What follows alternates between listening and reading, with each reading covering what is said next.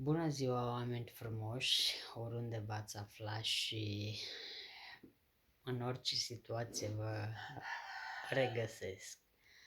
Astăzi am să vă vorbesc puțin despre această lună plină care este un moment prielnic de a elibera karma de neam și karmele care le-ați acumulat în timp și de-a lungul vieții, poate de la foști și ce mai știu eu ce.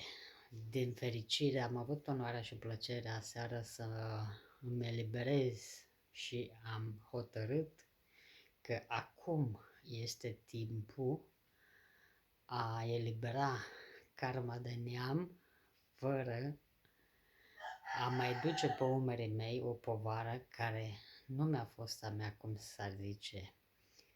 Da, din fiecare familie poate uneori ne întrebăm, băi, dar eu sunt o persoană bună, eu am făcut bine, oare de ce trebuie să trag eu toate greutățile astea ale vieții care pur și simplu nu sunt ale mele? Uite, așa suntem, ne naștem câte unul în fiecare familie care se dezvoltă spiritual mai mult ca toți și practic apărăm în acea familie, în acel neam ca un erou, cum se spune, salvând situația neamului în care ne-am născut. Dar la un moment dat este bine să punem punct și după ce au trecut ani care am plătit anumite facturi care n-au fost ale noastre, e bine să luăm decizia și hotărârea de a ne elibera, a ne pune exact pe drumul nostru de destin.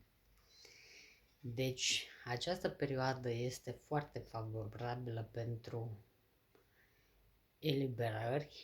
eliberări de frică, de rușine, de ce știu eu ce mai aveți, gelozie, de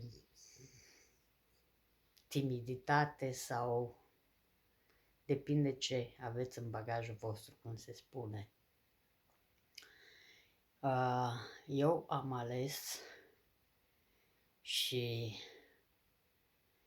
mi-am reales practic drumul de spirit liber, creând conexiunea mult mai amplă și mult mai mare cu divinul, cu eul meu superior, cu creatorul, cu universul sau Dumnezeu.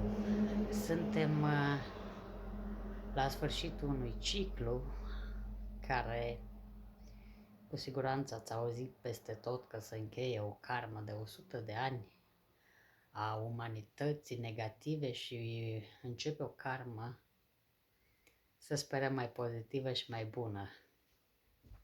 Acum depinde de noi toți că orice schimbare prima dată începe cu tine, nu începe cu ălalaltul. Orice schimbare începe cu tine. A fi mai vesel, a fi mai bun, a fi mai loial, a fi mai pur și a lăsa micile trucuri deoparte și e bine de știut că suntem cu toții aici pe pământ a explora o lecție de viață în care să ne învățăm unii pe alții, nici de cum să creăm acea competiție între noi sau să ne simțim ca și cum am fi la un război civil. Că noi ne întrebăm, care se întreabă, bineînțeles, care mai are timpul de a se întreba, oare de ce lumea este așa de rea? Dar întrebarea ți-ai pus-o vreodată că și tu faci parte din lumea aceasta? Tu cum ești?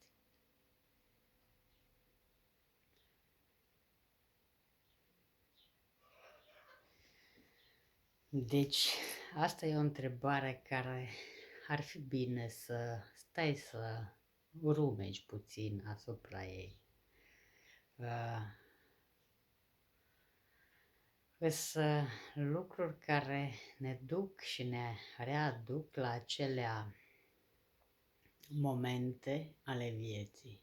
În această perioadă să nu te miri, poate că Universul te reîntoarce din drum pentru a te duce pe destinul tău. Să nu te miri dacă chiar din propria familie vor fi persoane care pur și simplu nu mai rezonezi cu ele. Pur și simplu crezi că nu ești înțeles, nu ești înțeleasă sau nu îți dă ceea ce ai tu nevoie.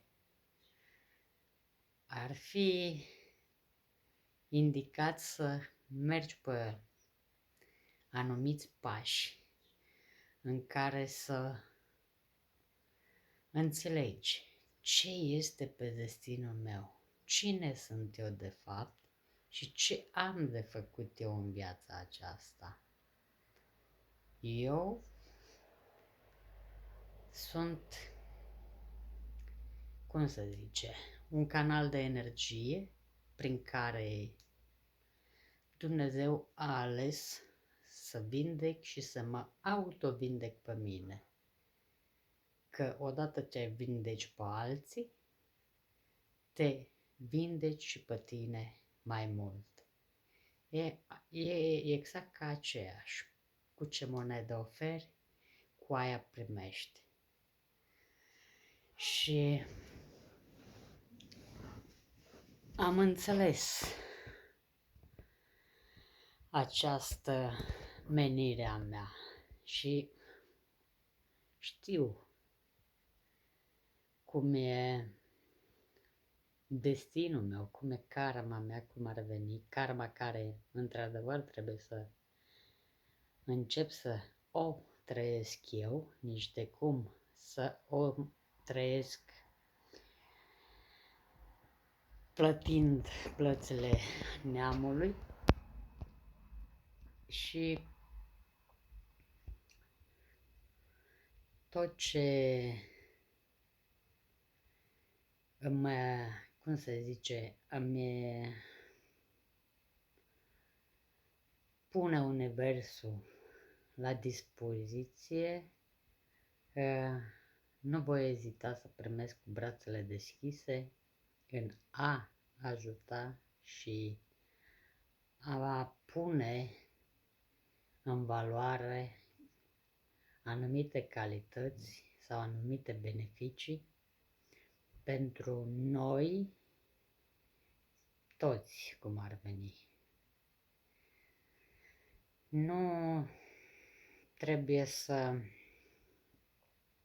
ne fie frică de a elibera ceva ce nu este al nostru. Lăsați să plece, lăsați să fiți unici, lăsați să fiți voi, lăsați să nu mai apară atâtea fețe în interiorul vostru sau în exterior. Lăsați-vă voi, fără a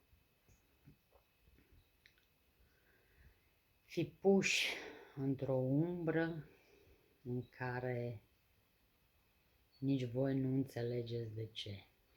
Bineînțeles, aici mă refer la oamenii spirituali, la oamenii care într-adevăr au menirea de a-și accepta destinul așa cum este dat și fără a face sau a apela la anumite trucuri încât să își poate schimba destinul sau karma, cum se zice. Da, și astea se pot schimba și astea sunt lucruri care din fericire sau nefericire ți le poți schimba, dar stai să te gândești un pic mai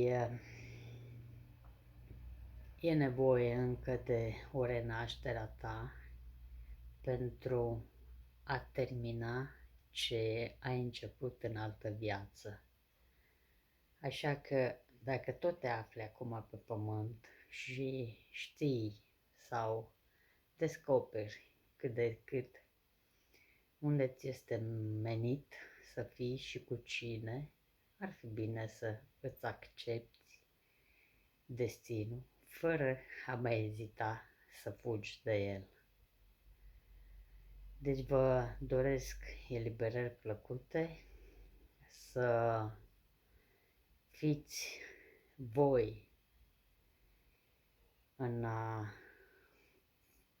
lumină în care puteți străluci și cu forța voastră, fără a fi nevoie să apelați la anumite trucuri care mai mult sau mai puțin sunt favorabile sau nefavorabile vieții actuale. Acceptați-vă destinul așa cum este el. Vă doresc o după-amiază plăcută și să începem un nou ciclu a vieții noastre, a ierii noastre, a omenirii pământești, mult mai blând, mult mai plăcut și mult mai omenesc. Cu compasiune vă salut!